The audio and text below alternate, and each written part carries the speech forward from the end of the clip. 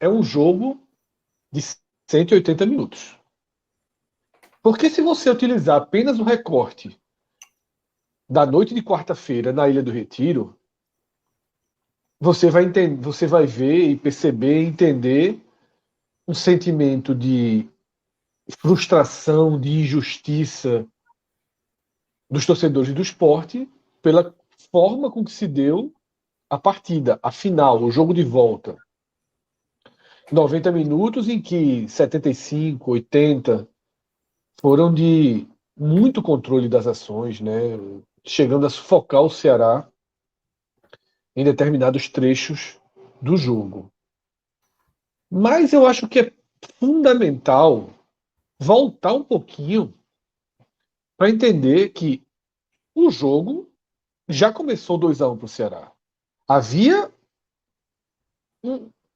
metade desse confronto já disputado e com um roteiro no qual, em parte desse roteiro, o Ceará ficou muito perto de praticamente sentenciar, de matar a decisão. E por isso que eu acho que é importante entender, ver e a gente se debruçar sobre um jogo de 180 minutos e que teve pelo menos três roteiros. É dessa forma que eu enxergo.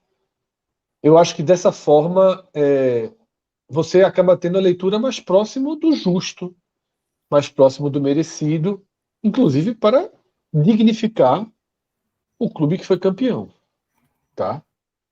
Então, eu volto para o capítulo 1, que é o capítulo do Castelão, que, por questões inerentes ao futebol, no primeiro chute, a bola entra, o Ceará sai vencendo por 1-0, chega ao 2-0, com o Sport fazendo a partida muito ruim, e o Ceará fazendo a partida sólida, não era uma grande partida.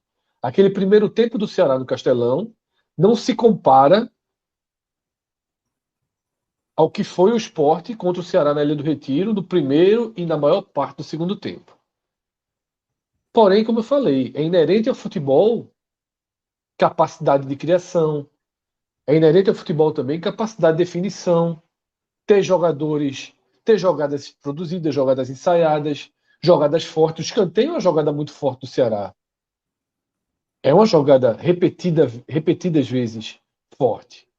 Então, o Ceará sai daquele primeiro tempo ganhando 2-0, e é aí que você precisa entender algo fundamental dessa decisão. Inclusive para diluir sentimentos de injustiça do lado e para não criar uma injustiça, como eu falei, com o campeão, que deve e merece ser aplaudido. Os 25 primeiros minutos do segundo tempo no Castelão, esses sim são equivalentes aos 75 minutos do Sport na Ilha do Retiro.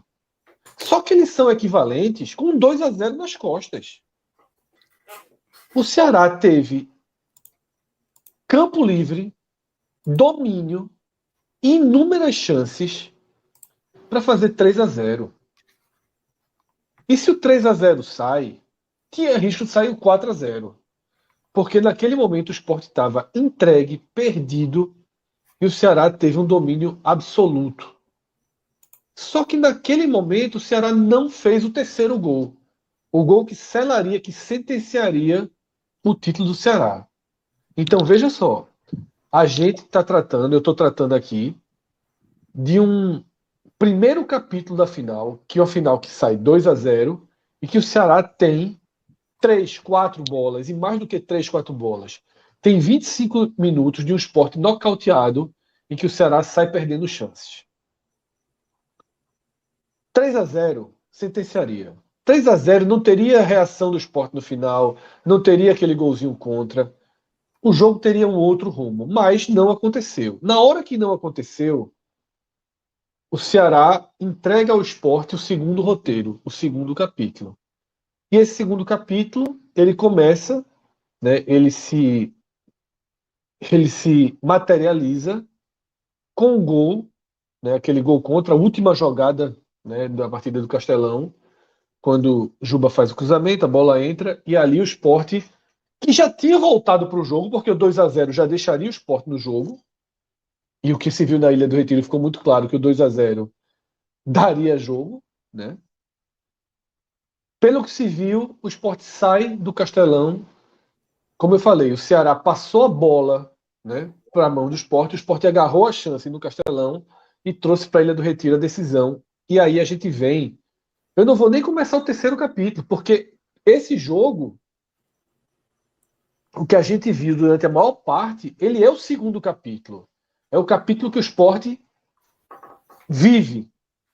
É o capítulo que o Sport passa a ser o time com a bola para ser campeão. O Sport tem a bola nos pés, o Sport tem o controle territorial, o Sport tem o volume, e o Sport tem o estádio, a atmosfera, tudo a seu favor para vencer o Ceará por um ou por até mais gols de diferença. E aí a gente viu a partida dessa quarta-feira na Ilha do Retiro, uma partida que o Sport conseguiu bombardear o Ceará, sobretudo no primeiro tempo.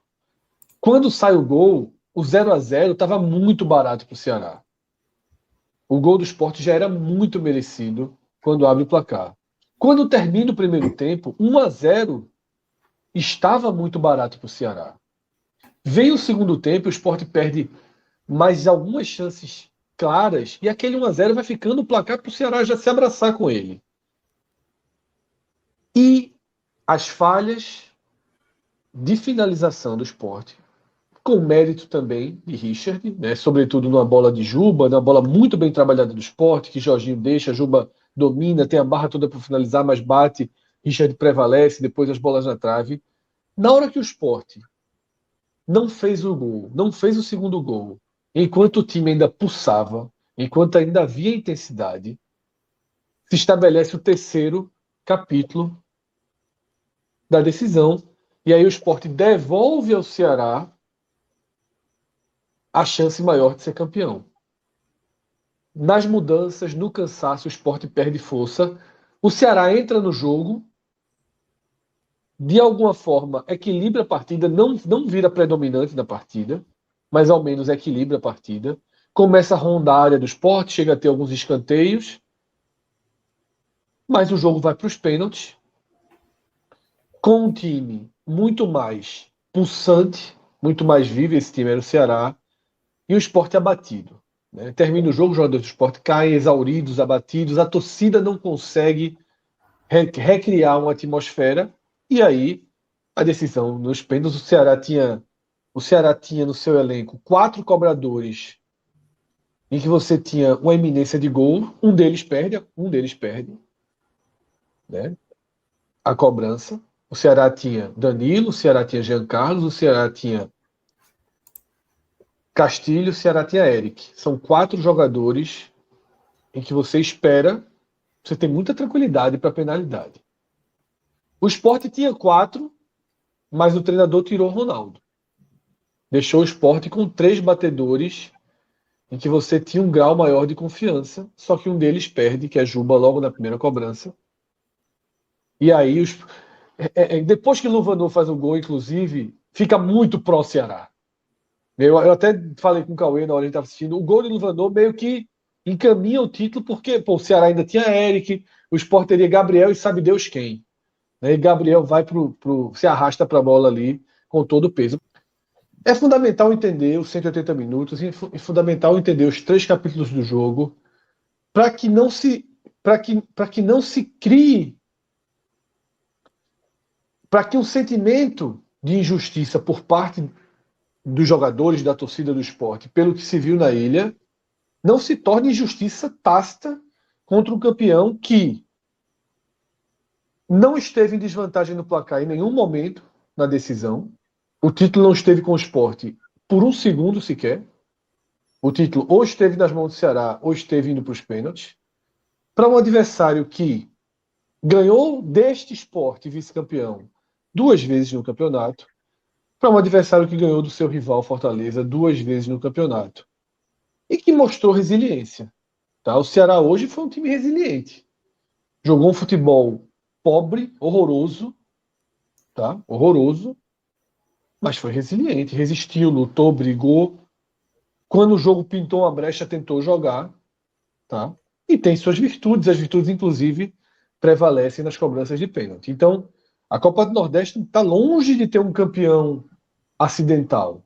Está longe de ter um campeão do acaso. A Copa do Nordeste tem um campeão merecido, digno, um grande campeão, né, que inclusive sobreviveu a uma partida em que jogou muito mal e em que toda a dinâmica foi contra o Ceará. Tá? Fred, só uma pontuação isso... rápida, porque eu acho que Fala, cabe aí. Cauê. Soube esfriar o jogo quando necessário. Em vários momentos. Ache ruim mais de ou um bom. momento. Ache ruim ou bom. Mas soube Achei fazer ruim ou isso. bom.